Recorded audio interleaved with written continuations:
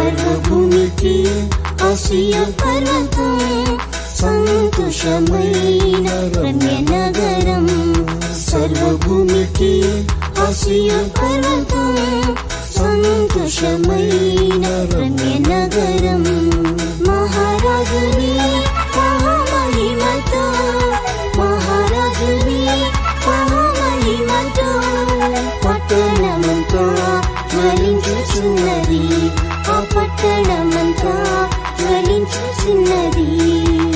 యెహోవా సీయోను ఏర్పరచి నివాస స్థలముగా కోరుకొని, యెహోవా సీయోను ఏర్పరచి నివాస స్థలముగా కోరుకొని.